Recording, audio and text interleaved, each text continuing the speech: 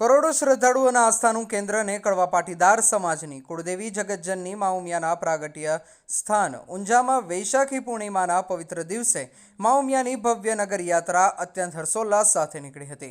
આ પ્રસંગે ઊંઝા શહેર જય જય ઉમિયાના ગગનભેદી નારાઓથી ગૂંજી ઉઠ્યું હતું।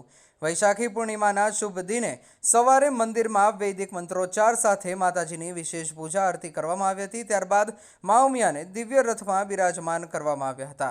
ગુજરાત પવિત્ર યાત્રાધામ વિકાસ બોર્ડના સચિવ રમેશભાઈ મેરજા દ્વારા નગર યાત્રાને ફ્લેગ ઓફ આપી નગરચર્યા માટે પ્રસ્થાન કરવામાં આવ્યું હતું।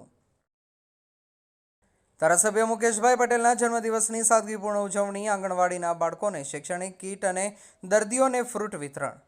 મહેસાણાના ધારાસભ્ય શ્રી મુકેશભાઈ પટેલે પોતાના જન્મદિવસની ઉજવણી કોઈ ભવ્ય આયોજનને બદલે સેવાકીય કાર્યો દ્વારા અત્યંત સાદાઈથી કરી હતી। આ નિમિત્તે શહેરના વિવિધ વિસ્તારોમાં સેવાના કાર્યો હાથ ધરવામાં આવ્યા હતા। આંગણવાડીના નાના બાળકોના શિક્ષણ અને સર્જનાત્મકતાને પ્રોત્સાહન આપવા માટે તેમને ચિત્રપોથી અને કલર બોક્સનું વિતરણ કરવામાં આવ્યું હતું। મુકેશભાઈ ધારાસભ્યની આ પહેલેથી જ બાળકોમાં ભારે ઉત્સાહ જોવા મળ્યો હતો અને આ સાથે ધારાસભ્યશ્રીએ સિવિલ હોસ્પિટલની મુલાકાત લઈ ત્યાં સારવાર લઈ રહેલા દર્દીઓના હાલચાલ પૂછ્યા હતા અને તેમને ફ્રૂટ વિતરણ કર્યું હતું। જરૂરિયાતમંદ પરિવારોને મદદરૂપ થવાના આશય સાથે રાશન કીટનું પણ વિતરણ કરવામાં આવ્યું હતું। કડી તાલુકાના જમિયતપુરા ગામમાં ખેતરમાં ગાયો ચરાવવા બાબતે મોટો વિવાદ સર્જાયો હતો। ખેડૂત વેરશીભાઈ ઠાકોર પર 4 શખ્સોએ લાકડીઓ વડે હુમલો કર્યો હતો। આ ઘટનામાં વેરશીભાઈને પણ ઈજા પહોંચી હતી અને તેમના ઘરે પણ હુમલાખોરોએ ગાળાગાળી કરી હતી। પોલીસે ફરિયાદ નોંધી વધુ તપાસ હાથ ધરી છે।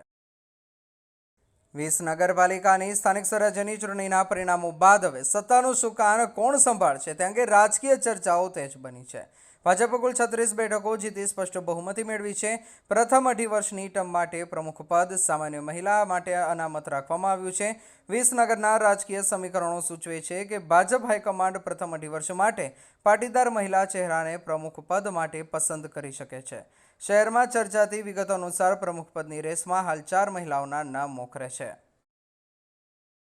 મહેસાણા જિલ્લાના કડી તાલુકાના રંગપુરડા ગામની સીમમાં આવેલી નર્મદા કેનાલમાંથી થોડા સમય પહેલા મળી આવેલા મૃતદેહના કેસમાં ચોંકાવનારો વળાંક આવ્યો છે।